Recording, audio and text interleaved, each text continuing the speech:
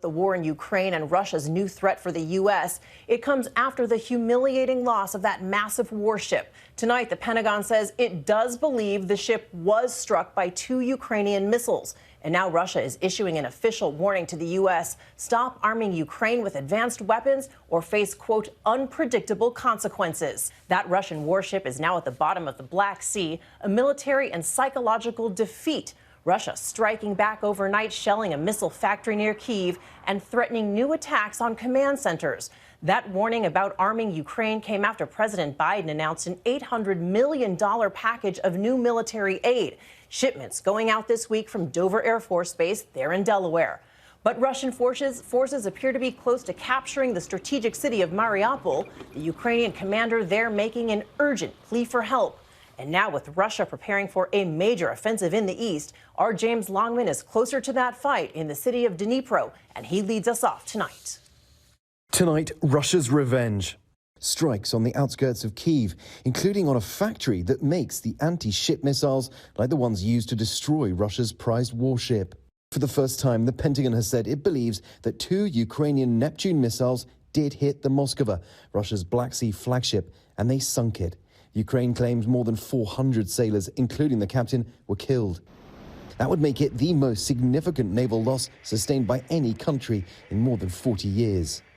The less weapons the Russian Federation that attacked our country has, the better for us. The less capable they are. And as the war enters its 51st day, the heaviest fighting in the east. This new video circulating on social media shows Ukrainian and Russian soldiers firing at one another on a road in the Donetsk region. As the US begins delivering the $800 million worth of new weapons to Ukraine, tonight, an ominous new warning. Russia sending a formal diplomatic message to the US and all nations arming the country, demanding they stop sending weapons or risk unpredictable consequences. With so many military setbacks for Russia, this stark assessment from the CIA. None of us can take lightly the threat posed by a potential resort to tactical nuclear weapons. Ukrainian President Volodymyr Zelensky also saying the world should be ready for this deadly scenario. I think all over the world, all the countries have to be warned, because you know that it can be not real information, but it can be the truth. For them, life of the people is nothing.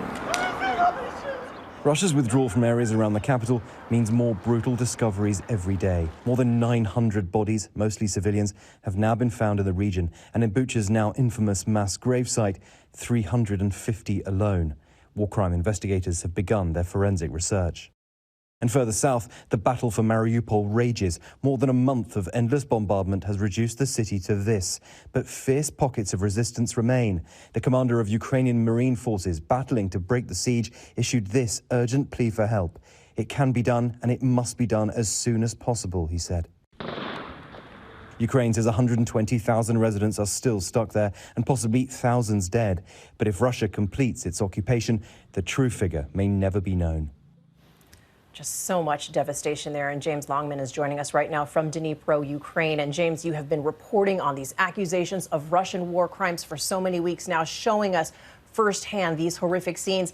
Now Ukraine is asking the U.S. to declare Russia a state sponsor of terrorism. Yeah, that's right. A US official has now confirmed that President Zelensky did ask President Biden to declare Russia a state sponsor of terrorism. This is all about finding ways to pressure and isolate Russia. And if designated, Russia would join countries like Iran and North Korea on that list. Cecilia? It would be a significant move. Okay, James, thank you. Hi, everyone. George Stephanopoulos here. Thanks for checking out the ABC News YouTube channel. If you'd like to get more videos, show highlights, and watch live event coverage, click on the right over here to subscribe to our channel. And don't forget to download the ABC News app for breaking news alerts. Thanks for watching.